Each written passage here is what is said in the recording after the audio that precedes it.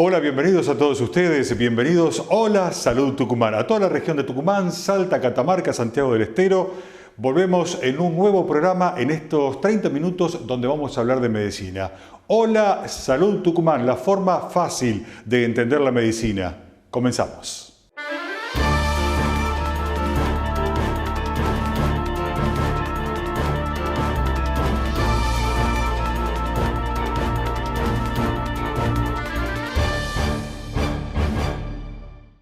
En este bloque vamos a hablar sobre lo que son cálculos en la vesícula. En programas anteriores estuvimos junto al doctor José Cabrera, quien nos contó qué son los cálculos en la vesícula, de qué forma se manifiestan, cuáles son los síntomas, y hoy vamos a ver cómo es posible operar, sacar los cálculos biliares, los cálculos vesiculares especialmente, a través de la cirugía laparoscópica. Una técnica quirúrgica que a través de incisiones muy pequeñas de 1 o 2 centímetros se pueden extraer los cálculos de la vesícula. El doctor José Cabrera hoy nos explica el paso a paso de cómo es posible realizar este tipo de cirugía.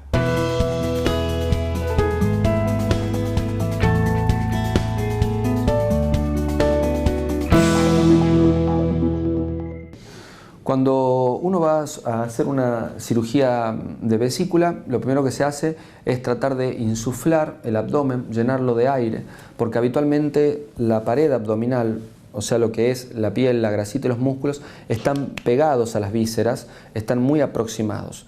Para poder introducir estas pinzas, estas cámaras de video y poder operar, poder trabajar, lo que se debe hacer primeramente es llenar el abdomen de aire. De esta manera, al llenarlo de aire, se empieza a formar una cavidad que permite separar esta pared de las vísceras, del intestino, del hígado, de los demás órganos, y eso nos permite entrar con seguridad, introducir las pinzas en forma adecuada y no generar ningún tipo de daño, y llegar a la zona que se va a operar, en este caso la vesícula biliar. Se toma la vesícula con distintas pinzas, se la expone, se la puede ver adecuadamente, se identifican las estructuras que la mantienen unida al resto de los tejidos, la parte biliar, ciertos vasitos arteriales que la están irrigando, que la están nutriendo, y cuando se identifican estos sectores se los va cortando, se los va separando para poder ir despegando toda esta estructura enferma, bien, del resto de los tejidos. Cuando se logra hacer todo esto, se logra extraer la vesícula, después se la coloca en una bolsita para que todo este líquido, si a veces se derrama o si la vesícula está bien inflamada, no contamina el resto del abdomen, y se la extrae por uno de los orificios, por uno de los agujeritos a través de los cuales se ingresó. Generalmente se puede hacer esta cirugía a través de 3 o 4 orificios. Por uno de ellos, generalmente el umbilical, es donde se extrae la pieza, se extrae el órgano, la vesícula enferma, ¿sí? Y de esta manera se evacúa posteriormente, se saca todo ese aire que se había introducido para poder operar, y de esa manera vuelven los tejidos a estar en la situación como se encontraban antes de haber realizado el procedimiento. Es importante, cuando uno se va a someter a una cirugía, siempre se piensa en lo que uno tiene que postergar cuestiones sociales, familiares, laborales. La cirugía laparoscópica también tiene que ver con esto, y lo tiene que ver ¿por qué? Porque un paciente operado puede a las 2 horas que se operó estar caminando, puede muchas veces el mismo día que se operó irse a su casa, 8 horas después del procedimiento, es lo que hoy se habla de cirugía ambulatoria, puede volver a trabajar prontamente. Un paciente con una cirugía de este tipo puede estar a los 14 días de estar en un gimnasio realizando actividad física, puede evitar de suspender cuestiones laborales, sociales, familiares. Hay menores costos sanatoriales, hay menor estadía hospitalaria, menor necesidad de personal que controle estos pacientes. O sea, desde todos los puntos de vista, desde todos los actores que intervienen en un procedimiento de este tipo, el paciente, el médico, el anestesiólogo, el personal de quirófano, los enfermeros, todos se ven beneficiados con este tipo de tratamientos, bien, que en definitiva le dan un beneficio muy importante al paciente.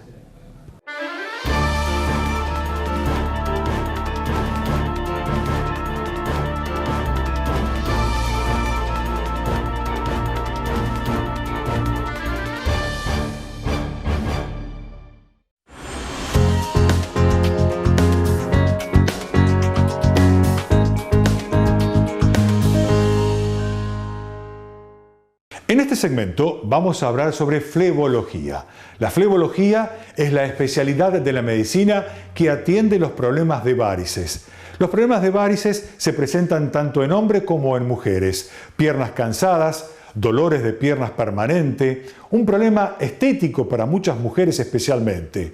En la ciudad de Tucumán está el doctor Santiago Muñoz, un profesional muy reconocido en esta materia, y hoy él nos va a explicar cuál es el tratamiento de la radiofrecuencia.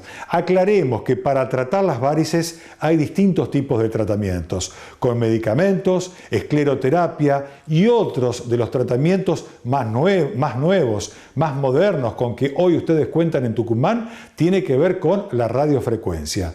El doctor Santiago Muñoz hoy se refiere a lo que es la radiofrecuencia como tratamiento efectivo para eliminar las varices.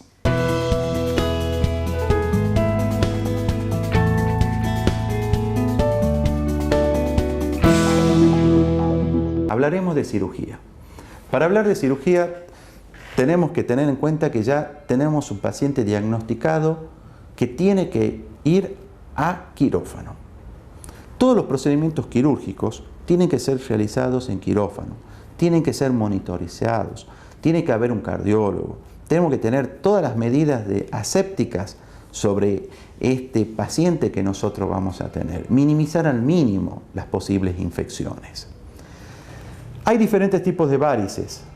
Cuando la varice es superficial y en el ecodoppler a mí no me sale que está enfermo adentro, o sea que no hay varices, las famosas varices internas, insuficiencia, la safena, nosotros haremos una microcirugía con un puntito y mediante unos diversos elementos, unas pincitas, se retira la varice, se la saca y el paciente se le realiza posteriormente un vendaje compresivo, una venda elástica y se va a la casa en 2 horas. Ese es un tipo de cirugía ambulatoria excelente, anda muy bien, sin necesidad de pérdida de días de trabajo. Ese es un tipo. Ahora, si la microcirugía es más grande, ya son de las 2 piernas, las varices son mayores, tiene que entender el paciente que debe ser realizado con una anestesia un poco mayor. Hay de diferentes tipos, puede ser a nivel de la cintura o una neuroanestesia, o sea, o una anestesia que como que lo durmiera el paciente, no siente nada, le sumamos lo local y tiene una recuperación para volverse a su casa a las 4 horas de la cirugía tranquilamente. Ahora, ¿qué pasa cuando estas venas, no tan solo las de afuera, sino las de adentro, están lesionadas? Tiene una insuficiencia, tiene una alteración, es quirúrgico en forma completa. Para esto tenemos que entender en claro algo. Si yo tengo una pared con humedad porque el caño de adentro está roto, yo no puedo ir a pintarla a la pared para hacer una micro si no resuelvo el caño. Entonces, es fundamental operarla a la safena en el caso de que estuviese enferma, porque si no la cirugía me dura poco tiempo, el problema no va a estar resuelto. En menos de 6 meses el paciente me va a volver con las varices. Entonces hay que operarla. Esta es una cirugía un poco más amplia, más grande, donde nosotros haremos una fleboextracción, una cirugía que está hace 100 años. Y la cirugía que se mantiene hace 100 años significa que es excelente, ha ido variando. Podemos tener otras técnicas, pero prácticamente el concepto de hace 100 años es el mismo que se mantiene ahora. Un caño roto en la pared hay que solucionarlo para que no haya humedad. Y esto es fundamental saberlo. ¿Por qué? Porque a medida que ha ido pasando el tiempo, hoy en día uno está en condiciones de poder ofrecerle al paciente una cirugía mínimamente invasiva. Una recuperación de una safenectomía, que es de la cirugía, de una microcirugía, aproximadamente 4 o 5 días, no más, cuanto mucho, en el caso de que sea chica. Una safenectomía, donde uno hace la fleboextracción, hace puntos, todo, aproximadamente entre 15 y 21 días. Esos son los términos reales. No es que va a estar acostado el paciente, pero no va a poder hacer fuerza, de a poco irá volviendo a su actividad diaria. Hoy en día existen las cirugías endovasculares, cirugías diferentes, cirugías donde no se corta la vena, sino que se la seca por dentro, se la quema, con diferentes métodos. Radiofrecuencia, láser, los dos con muy buena evolución, Nosotros yo aplico la radiofrecuencia. La radiofrecuencia entramos a través de una punción en la pierna sin hacer ningún tipo de puntos y realizamos la misma función que si hiciera la fleboextracción, con la diferencia que a las 48 horas, en el caso de que no le damos una micro muy grande, el paciente está volviendo a su actividad laboral sin ningún inconveniente. Esto es una cirugía nueva, una cirugía muy buena, que obviamente sería la ideal y la indicada para la gran mayoría de los pacientes.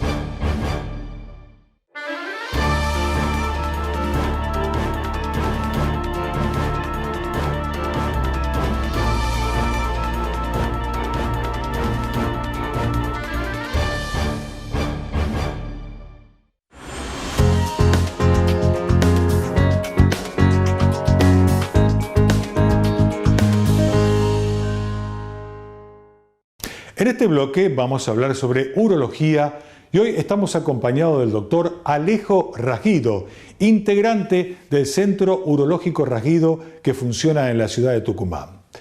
En el día de hoy vamos a hablar sobre lo que son cálculos urinarios, una enfermedad que es muy importante conocerla a tiempo, conocer su sintomatología, porque cuando se produce normalmente produce dolores muy intensos, dolores insoportables y son dolores que muchas veces son confundidos con otras enfermedades. Hoy el doctor Alejo Ragido se refiere a lo que son los cálculos urinarios, por qué es que se producen y cómo detectarlos.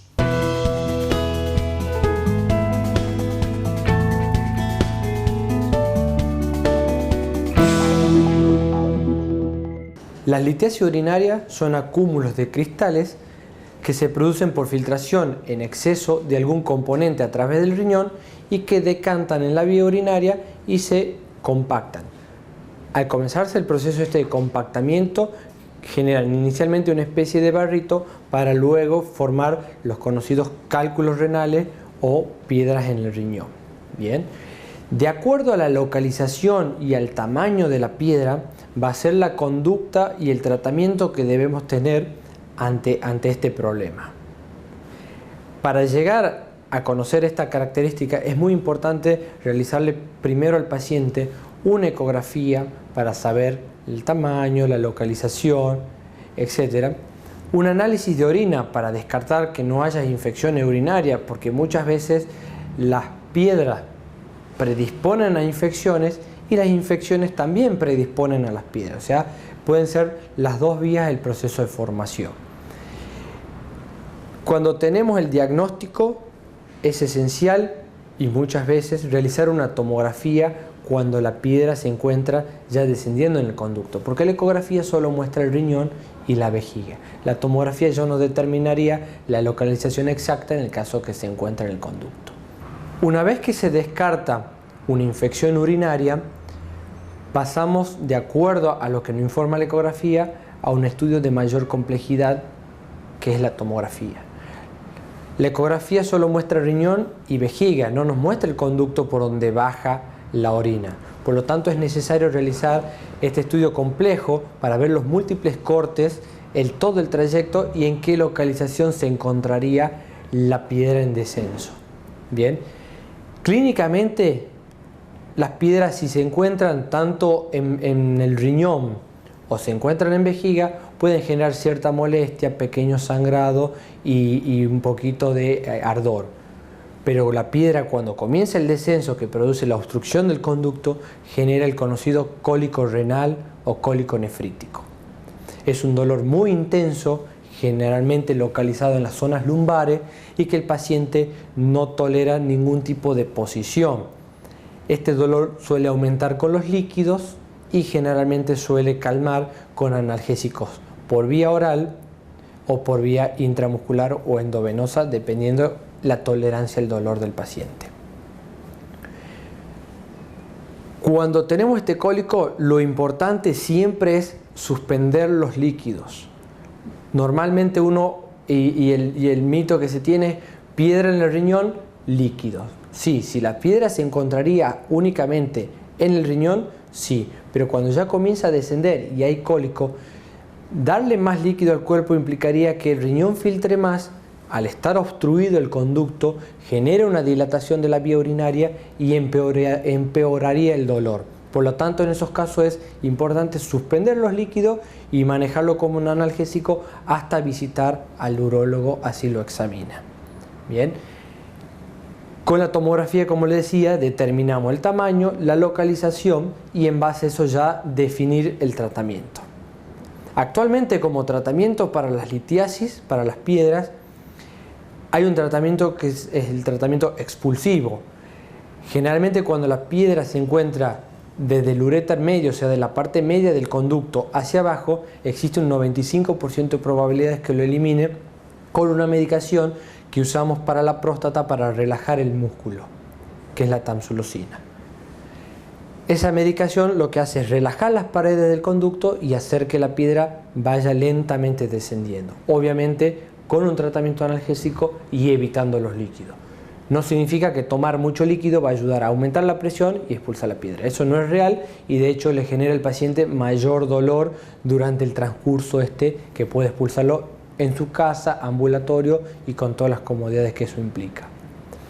Cuando son piedras más complejas, o sea, o más grande o más alta, ya es necesario recurrir a un tratamiento endoscópico, la llamada endourología. Generalmente esta endurología la realizamos tanto en hombres como en mujeres porque la litiasis es un problema de ambos sexos. Entramos por orificio natural, que es por el conducto por donde uno orina, llegamos hacia vejiga y a través de vejiga ya subimos por el uréter para ir a encontrarnos con la piedra y a partir de ahí comenzar un tratamiento con ondas, con golpes, con una varilla de metal, que lo que genera es fragmentarla la piedra. Bien, una vez que la fragmentamos ya es más sencillo descenderla y se va bajando fragmentos por fragmento. Esa es la conocida litotricia endoureteral. Cuando las piedras se encuentran en el riñón, hay diferentes tipos de tratamiento. Bien, cuando son piedras pequeñas, menor a 4 milímetros, lo aconsejable siempre es un tratamiento expulsivo y ahí sí es necesario tomar mucho líquido para favorecer el flujo a nivel renal. Cuando estas piedras son mayores, actualmente disponemos del nuevo equipo de la litotricia extracorpórea por ondas de choque. Se pone al paciente o al paciente en una camilla, se les pone una especie de bobina o de globo en la zona lumbar que emite ondas que viajan a través de los tejidos. Una vez localizada la piedra, la fragmenta en varios pedacitos y así favorece al descenso de las mismas. Esos son para litiasis de pequeños tamaños, 1 centímetro y hasta 1,5 centímetros. Cuando la piedra es más compleja, o sea, ya son piedras de mayor tamaño, localizaciones más altas, ya es necesario recurrir a cirugías renales percutáneas, que es a través de la piel, se coloca un tubo y a través de ahí entramos con una cámara y ya rompemos las piedras que son más grandes y llevan mayor tiempo. Pero con un postoperatorio sumamente indoloro, pequeñas molestias más que nada por la sonda y el paciente se va a la casa a las 24-48 horas.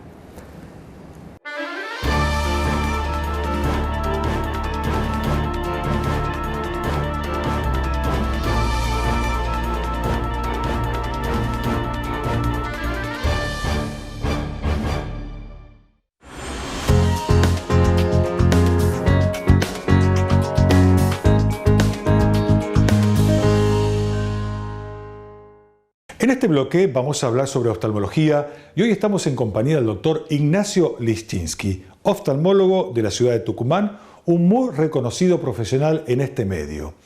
Hoy el doctor Ignacio Liszczynski se va a referir a aquellas personas que son diabéticas. ¿Por qué? Porque las personas diabéticas podrían llegar a tener complicaciones, enfermedades en la retina que en caso de no ser tratadas puede llegar a la ceguera.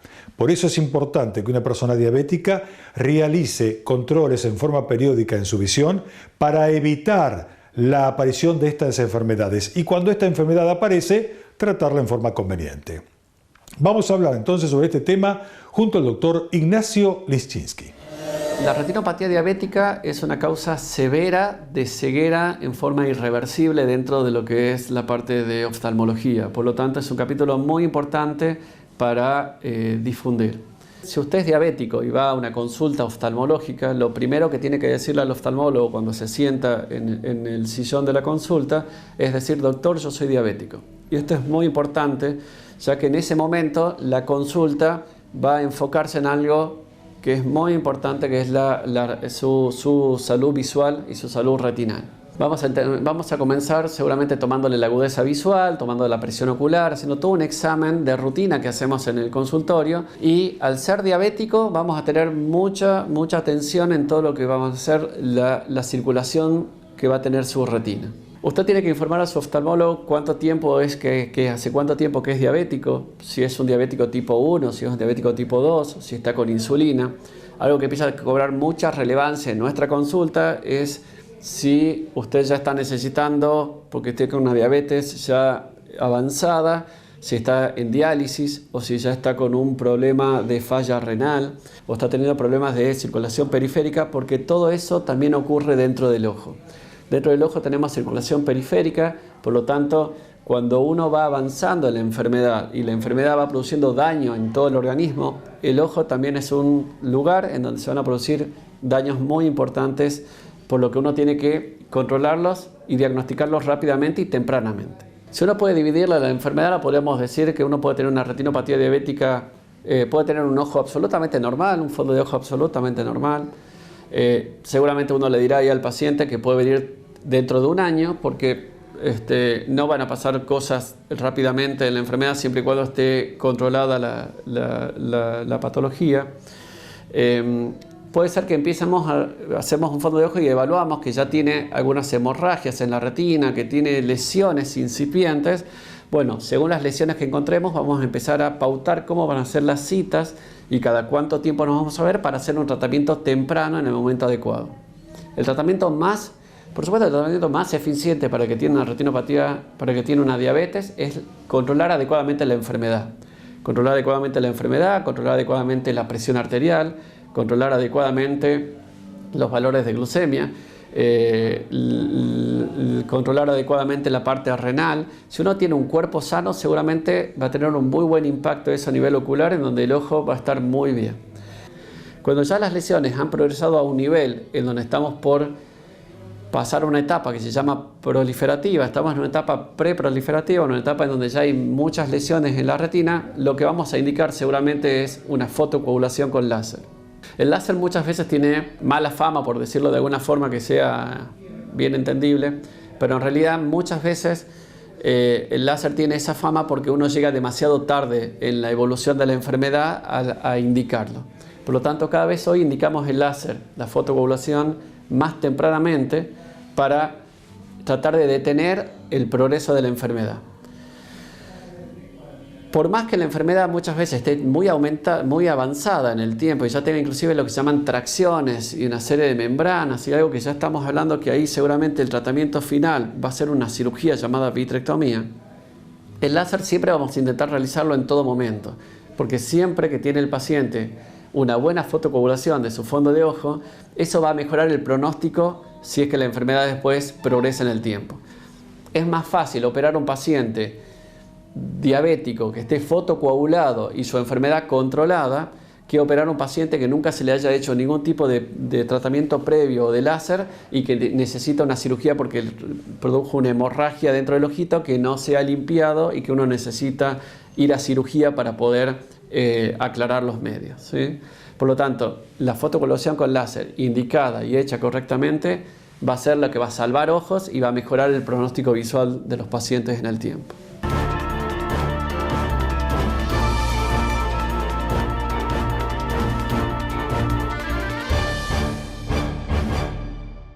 Amigos, hasta aquí hemos llegado en una nueva entrega de nuestro programa Hola Salud Tucumán.